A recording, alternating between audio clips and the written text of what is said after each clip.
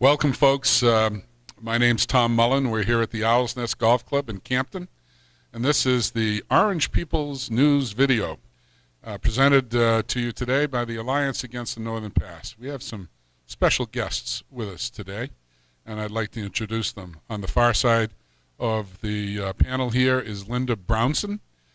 She's a resident, along with her husband Fred, over in Wentworth, and has been very active in the fight against the Northern Pass. Linda, welcome. Glad to have you here today. Thank you. And next to Linda, we have a gentleman who has recently been in charge of co-directing a film. I want to make sure I do this correct. Coucher le courant. Chercher le courant. Chercher. Or in English, seeking the current. Seeking the current. And with us is, got to make sure I pronounce this right, Nicolas Boisclair. Yes, Boisclair. perfect. Is that all right? Yeah, perfect. And he's down from Quebec. And next to him is Daintry. Daintry. I want to do that right. Daintry Alberts, who is a longtime resident of Quebec, but moved here to Thornton, New Hampshire, and is living here in Thornton and enjoying the lovely White Mountains of New Hampshire. Daintry, thanks for being here today. Thank you for having me. Pleasure. We're here to talk primarily about the showing that's going to be on tonight, being today's Friday. Friday the 16th. Friday the 16th. And but since this won't be shown until Monday, hopefully many of you will have a chance to get to the Flying Monkey and see the show. And at any rate, the movie, do you call it a movie or a documentary? I think we can say a documentary movie. Okay. A documentary film. All right. It's been touring around the state of New Hampshire, and it is the purpose, at least from my perspective, has been to raise awareness here in New Hampshire and other places around New England of the impact that the Northern Pass would have, and specifically the impact of what's going on in Canada with respect to the production of hydropower.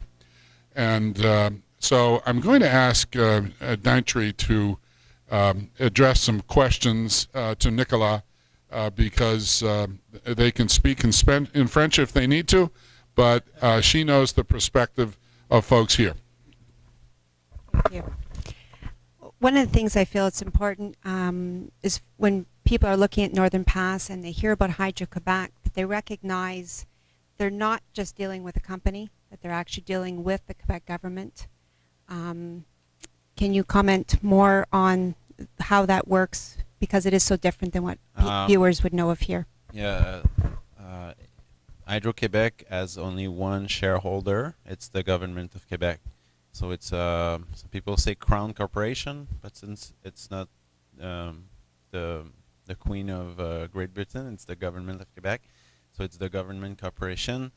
So yeah, the decisions that Hydro Quebec tries to put forward to the projects they do are 99.9% of the time a decision from the government of Quebec. Probably there's meeting with, strategic meetings inside the corporation with the government, but publicly it's the government who announce what is the new goals or the new projects of Hydro Quebec. So right now it's the liberal government of Jean Charest. What has Hydro Quebec's reaction been to your film? Well, they did two press release and campaign of video clips. The first press release was trying to say that the film was wrong. So they were talking about energies that are not less expensive than the Romaine project. And when we looked at it, we said, well, these energies are not in the film, or we're not saying in the film that they are less expensive. So there's a problem. Their second press release, they changed the price per kilowatt hour of the Romaine project. They changed the way they calculated. So we answered that, oh, that was creative accounting. They remove some parts of the project, some parts of the fee they have to pay. For an example, is there's a tax on water for producing electricity. So they said we don't need to count that because anyways it goes to the government. Then they released a series of video clips that they announced on their site web, their website. Excuse me for my English. That's why I have subtitles in the film. I'm also in the film. I'm one of the character. I went on the Romaine River. They were saying on their website that the film is spreading myths about hydroelectricity in Quebec, and they were saying see the video and share to the people you know. So we had to publicly denounce that because they were again speaking about things that were not in the film. We're not saying in the film that the greenhouse gas of dams is bigger than coal or bigger than anything. We're not talking about that. So there's many arguments they put in their video that had nothing to do with the film. So they removed this invitation to see and they mentioned that their video was responding to the myths in our film. So they seemed to didn't like it and tried to have answers or to respond something, but all the way it was we say in French beside the track. It was not on the track; it was beside. So they were actually circumventing the real issues within your film without responding to them. We've certainly seen some creative accounting with the Northern Pass and PSNH, what they've put forward. What do you think Hydro Quebec's intentions are at this side of the border for New Hampshire? Is this just about Northern Pass, or do they have a bigger picture in mind? I think they want to sell their electricity to southern New England because they would have a better price than what they could have in New Hampshire. Because, for example, the Boston market is much more expensive, the electricity price, than in New Hampshire. So they want to they want to try to sell at a profit this expensive electricity that they will be producing on the Romaine. If they were selling to New Hampshire, there's no profit to make there. But maybe selling to the area of Boston and Massachusetts and Connecticut, they could.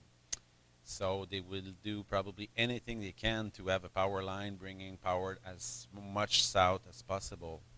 So that's why the Northern Pass project is not designed to sell in New Hampshire. It's designed to pass over your head and bring that southern New Hampshire and the rest of the southern New England. When it comes to Romaine River, it's something so distant from the viewers that would be seeing this film as you're bringing it to the New England. What do you feel viewers should be asking themselves as it's relevant to their lives here when they're viewing this? What questions are important for your viewers to be asking themselves? Well, people in New Hampshire won't probably feel that it's going to affect personally their life. The fish that will be removed, I mean, they won't be killed, but there's fish who won't be able to reproduce anymore, and there's other kind of fish that will become more abundant. There's going to be the mercury issues. It's not going to come directly to New Hampshire. But is it because it's far away that it's not important? We have, as human, to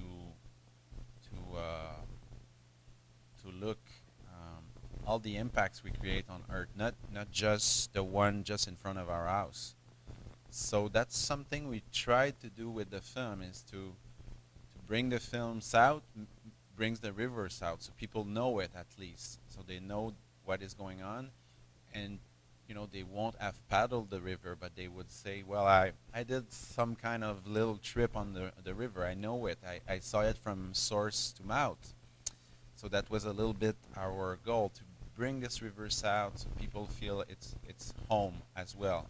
Like if the Machu Picchu was endangered in Peru, it concerned all of us as much as local concerns. Nicolas, thank you very much for bringing this information to us and allowing us to share this with our viewers. Appreciate your being here. Thank you.